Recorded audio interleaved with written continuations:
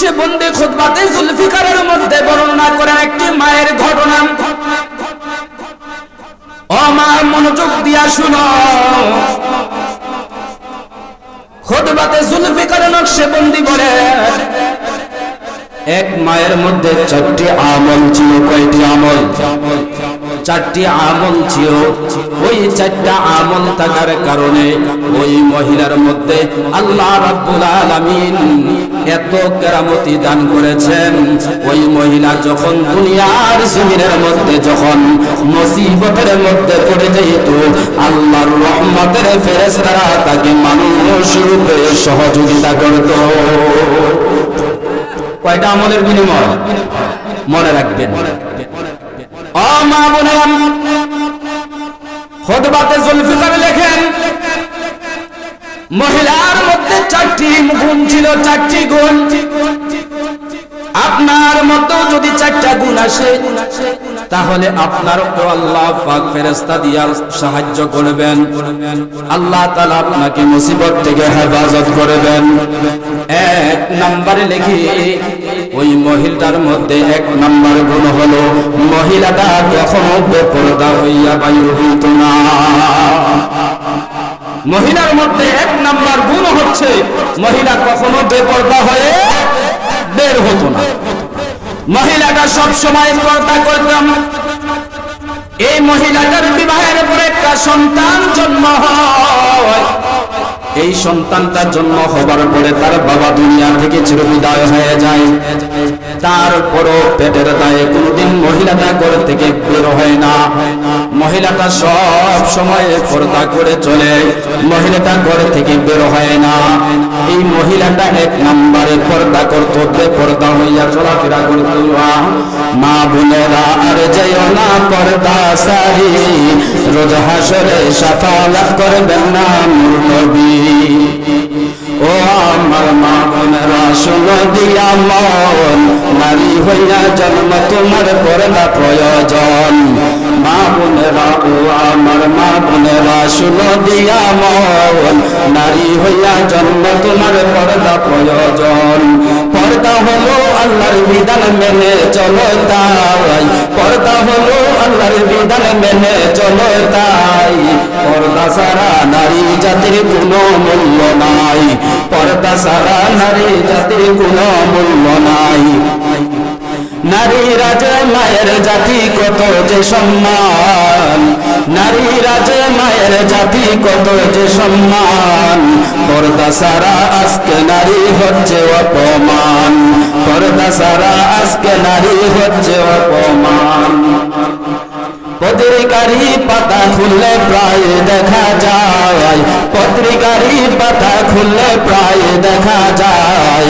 এসিডে নিক্ষেপ নারী দর্শন এসবে খবর হয়।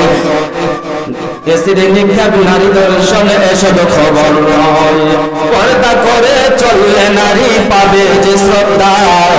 পর্দা করে চললে নারী পাবে যে শ্রদ্ধা। শয়তানেরই পোশাকে সেরে করো সঠিক পর্দা।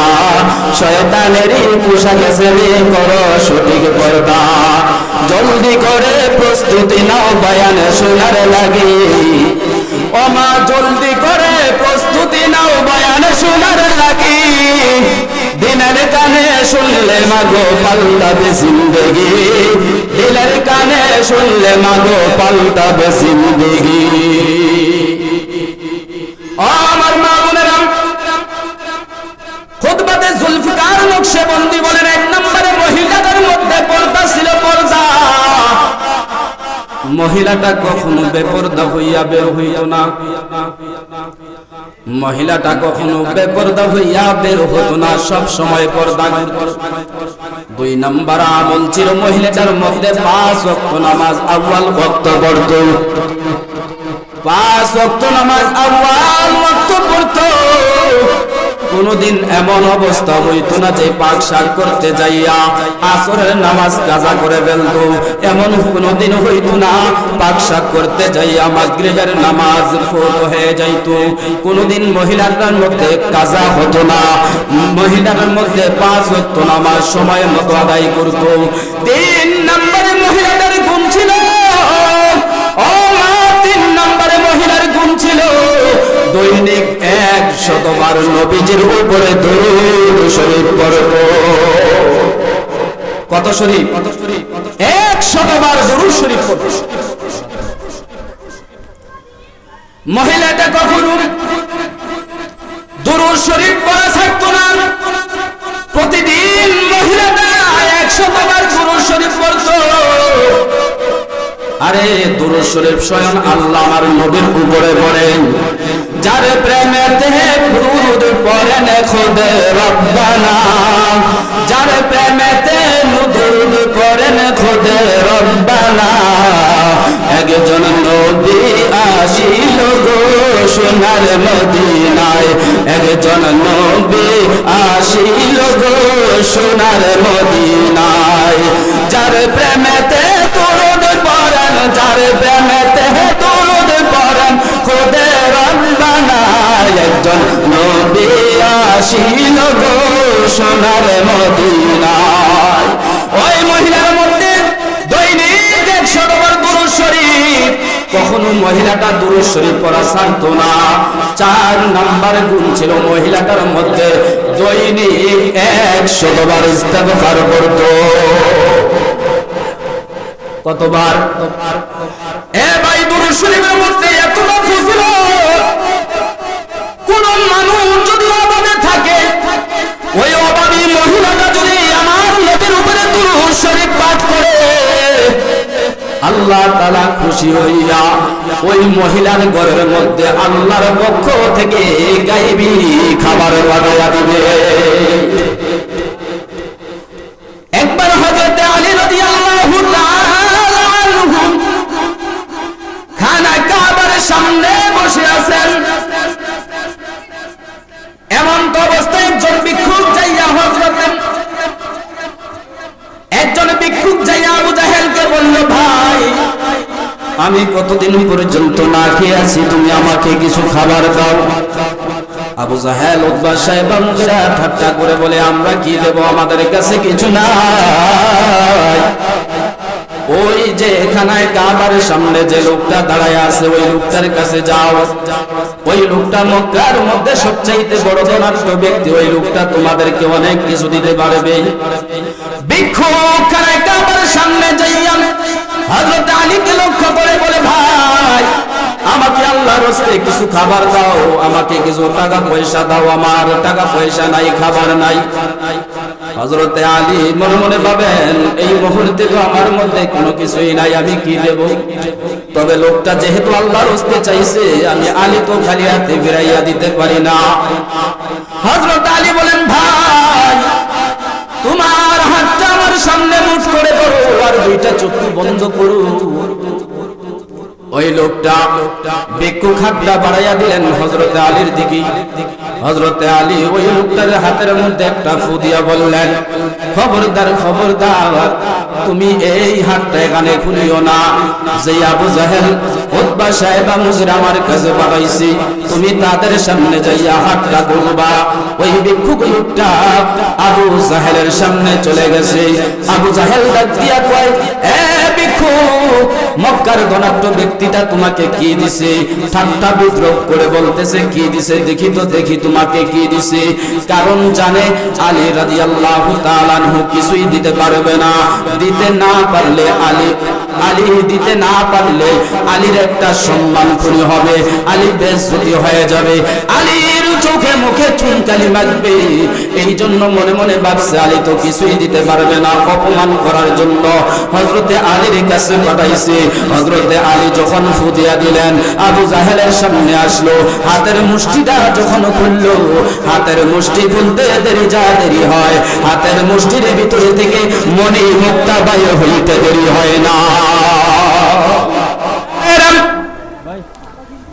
হযরত আলী রাদিয়াল্লাহু তাআলা আনহু এই কেরামতি দেখে আবু জাহেল আশ্চর্য হয়ে যায়। আলী তো একজন গরিব মানুষ, আলী মনে মুক্তার পাথর পাইল কোথায়? দৌড়াইয়া আবু জাহেল উতবা সাহেব মুগিরা দৌড়াইয়া আলীর কাছে যাইয়া বলে, আলী রে, আমরা তো জানি তুমি একজন গরিব মানুষ, তুমি যে একজন অসহায় মানুষ, ও আলী, জানতে চাই তুমি এই মণিমুক্তা কোথায় থেকে পাইলা? এই ভিক্ষুককে তুমি মণিমুক্তি কোথায় থেকে দান করলা? হযরত আলী ডাক দিয়া বলে, ভাই আমার কাছে কোনো মণিমুক্তা নাই, যেহেতু লোকটা আমার কাছে এসেছে কিছু সাহায্যের জন্য, এই লোকটার হাতের মধ্যে আমি খালি হাতটা ফিরাইয়া দিতে বড় লজ্জা লাগে, আমি শুধুমাত্র তার হাতের মধ্যে ফু দিলাম। আবু জাহেল বলে, এমন ফুয়ের মধ্যে কি কেরামতি আছে যেই ফুয়ের মাধ্যমে তো তার হাতের মধ্যে মণিমুক্তা হয়ে যায়? বলে, ওইটা দুনিয়ার কোনো মন্ত্র না, ওইটা হলো আমার নবীর দুরূদ পড়ে তার হাতের মধ্যে ফু দিয়া দিতে দেরি হয়, আল্লাহ নবীর দুরূদের বদলতে তার হাতের মধ্যে মণিমুক্তা দিতে দেরি করে না। ও আমার মা বোনেরা, 3 নম্বর ওই মহিলার মধ্যে 3 নম্বর আমল ছিল দুরূদ পড়া দৈনিক 100 বার। 4 নম্বরে মা বোনেরা ভালো করে মনোযোগ দিয়া শুনেন, ওই মহিলার মধ্যে যা আল্লাহর রহমতের ফেরেশতারা কিভাবে সাহায্য করত, এখনো আসল ঘটনার মধ্যে যাই নাই গো মা। ও মা, 4 নম্বরে মহিলার মধ্যে ইস্তেগফার ছিল 100 বার দৈনিক। ওই মহিলা ইস্তেগফার পড়তো 100 বার। কতবার? মহিলাটার স্বামী মারা গেছে, ছোটকালে বাচ্চা জন্ম দিয়া, তাকে সাহায্য কিভাবে এসেছে? ও 14 গরমের গুলবাসা ইউনিয়নের মুসলমান, ভালো করে শোনো, একটা মহিলা যত আমলদার হয়ে যায় আল্লাহর পক্ষ থেকে কিভাবে সাহায্য আসে। মহিলাটার মধ্যে দৈনিক 100 বার ইস্তেগফার পাঠ করত। আল্লাহ তাআলা কুরআনুল কারীমের সূরা নূহের 10, 11, 12 নম্বর আয়াতের মধ্যে বলেন, ফাকুলতু আস্তাগফিরু রাব্বাকুম ইন্নাহু কানা গাফফারা। আল্লাহ বলেন, বান্দা তুই আমার উপরে ইস্তেগফার পাঠ করবি, ইন্নাহু কানা গাফফারা, আমি তোর জীবনের গুনাহগুলি maaf করে দেব। বান্দা তুই আমার উপরে ইস্তেগফার পাঠ করবি, ইউরসিলিস সামাই আলাইকুম, ইউরসিলিস সামাই আলাইকুম মিদরারা। ও বান্দা তুই আমার উপরে ইস্তেগফার পাঠ করবি, আমি আল্লাহ রাব্বুল আলামিন আসমান থেকে রহমতের বৃষ্টির মতো তোদের জন্য বৃষ্টির পানি দান করে দেব। ও বান্দা তুই আমার উপরে ইস্তেগফার পাঠ করবি, ওয়া ইয়ামদিদুকুম বিআমওয়াল, আমি আল্লাহ তোকে সম্পদের মালিক বানায়া দেব। আল্লাহু আকবার। আমি আল্লাহ তোকে সম্পদের মালিক বানায়া দিব। ও পর্দার আড়ালের মা বোনেরা ভালো করে শুনো, ওই মহিলাটা দৈনিক 100 বার ইস্তেগফার পাঠ করত। ওয়া ইয়ামদিদুকুম বিআমওয়াল, ওই মহিলা যেহেতু স্বামী নাই, কামাই করার কোনো লোক নাই, মহিলাটা বলে আমি ইস্তেগফার পাঠ করতাম, আল্লাহর পক্ষ থেকে আমার কাছে মানুষের মাধ্যমে খাবার চলে আসতো। ওই মহিলাটা আল্লাহ তাআলা বলে, বান্দা তুই আমার উপরে ইস্তেগফার পাঠ কর, ওয়া ইয়ামদিদুকুম বিআমওয়াল ওয়া বানিন, আমি আল্লাহ তোকে নেক সন্তান দান করব। শুধু তাই নয় বান্দা তুই আমার উপরে ইস্তেগফার পাঠ কর, ওয়া ইয়াজআল লাকুম জান্নাত, আমি আল্লাহ তোদেরকে জান্নাতের মালিক বানায়া দেব। মহিলাটা দৈনিক 100 বার ইস্তেগফার পাঠ করত। ও মা বোনেরা, মহিলাটা কেমন? খুতবাতে জুলফিকার নকশবন্দি লেখেন, এই 4টা আমল করার মাধ্যমে মহিলাটা যখন তার ধন সম্পদ বেড়ে গেল, স্বামীর কিছু সম্পদ থেকে বিক্রি করে ওই মহিলাটা ছোট বাচ্চাটাকে নিয়ে ডাক দিয়া বলে, বাবারে তোর তো দুনিয়ার জমিনের মধ্যে কোনো বাবা নাই, আমি একটু মক্কা মদিনায় যাইতে চাই, আমার মক্কা দেখার জন্য সাদ হইছে, আমি একটু তাওয়াফ করব, নবীজির রওজা শরীফে জিয়ারত করব। ও বাবা, আমার সাথে যাওয়ার মতো কোনো লোক নাই, বাবারে তোর হাতে তোর কাছে আমার একটা প্রস্তাব, তুই তো ছোট মানুষ, তারপরও তোকে নিয়ে আমার মক্কা মদিনায় যেতে হবে, যেখানে আমি বিপদে পড়ে যাব বাবা, সেখান থেকে তুই আমাকে একটু সহযোগিতা করবি। মহিলাটা মক্কা মদিনায় চলে গেল। মক্কায় যাবার পরে যেই জায়গার ভিতরে মহিলাটার ঘর ছিল, বাসস্থান ছিল, তাঁবু টানাইলো থাকার জন্য, ওখানে ওখান থেকে যখন তায়েফের উদ্দেশ্যে, যখন তাওয়াফ করার উদ্দেশ্যে মক্কায় চলে গেল, ছেলেটা হঠাৎ করে লক্ষ্য করে দেখে তার মাকে হারিয়ে ফেলেছে। মাকে খুঁজে পায় না। ছেলেটা কান্দে, মা মা করে কান্দে, মা কোথায়? এত মানুষের মধ্যে মাকে খুঁজে পায় না বাচ্চা ছেলেটা। একদিন গেল মাকে পায় না, দ্বিতীয় দিন গেল মাকে পায় না, তৃতীয় দিন গেল মাকে পায় না। 3 দিন খোঁজার পরে বাচ্চাটা নিজের বাসস্থানের মধ্যে চলে আসছে, ঘরের মধ্যে চলে আসছে। এই 3 দিন মাকে সন্তান খুঁজে পায় না। 3 দিন পরে যখন মা নিজের বাসস্থানের মধ্যে চলে আসছে, আসার সময় মা ঘরের দরজার মধ্যে লক করছে। মা ঘরের দরজায় লক করতে দেরি হয়, ভিতরে থেকে বাচ্চা দরজা খুলে দিতে দেরি হয় না। মা দেখিয়া সন্তান মায়ের বুকের মধ্যে চাপাইয়া পড়ে, মাগো তোমাকে 3 দিন পর্যন্ত খুঁজলাম, আমি তো কোথাও তোমাকে পাইলাম না। আমি হেরাম শরীফে খুঁজলাম, পাইলাম না। ও মা, চতুর্দিক দিয়ে খুঁজলাম, কোথাও পাই নাই গো মা, তুমি 3 দিন পর্যন্ত কোথায় ছিলা? মা ডাক দিয়া বলে, বাবা তুমি এই কথা কি কথা কও? 3 দিন তো তুমি আমার সাথেই ছিলা। জোরে বলুন সুবহানাল্লাহ। ছেলে কয় 3 দিন মাকে পায় না, আর মায় কয় 3 দিন ছেলে মায়ের সাথে ছিল।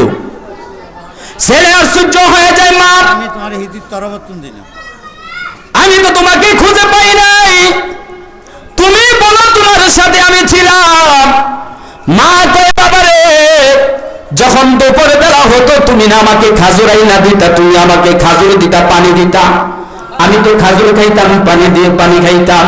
রাতের বেলা তুমি তো আমাকে এই খাবার আইনা দিছো খানায় কাবার সামনে, আমি তো খাবার খাইতাম। তুমি সকালবেলা আমাকে ওজুর পানি আইনা দিতা, আমি ওযু করতাম। বাবা আমারও তো একটা বিষয় বুঝে আসে না, তুমি আমাকে খানা কাবা থেকে আমার বাসস্থান পর্যন্ত, গন্তব্যস্থান পর্যন্ত, তাবু পর্যন্ত আমার সাথে সাথে ছিলা। হঠাৎ তাবুটার কাছে আইসা বলো, মা তুমি তাবুর ভিতরে যাও, ঘরের ভিতরে যাও, আমি আসতেছি।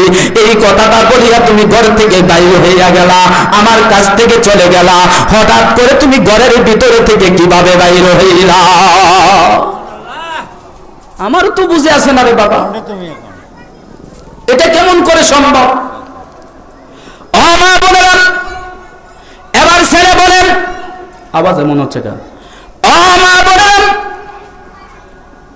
ছেলে ডাক দিয়ে বলেন, মা আমার বুঝে এসেছে, মা গো আমার বুঝে এসেছে। 3 দিন যে আপনার সাথে আমার শুরুতে ছিল, ওইটা আমি ছিলাম না, আমি ছিলাম না। আমার সুরত দিয়ে আল্লাহ পাক একজন ফেরেশতা পাঠাইয়া তোমাকে সাহায্য করেছে।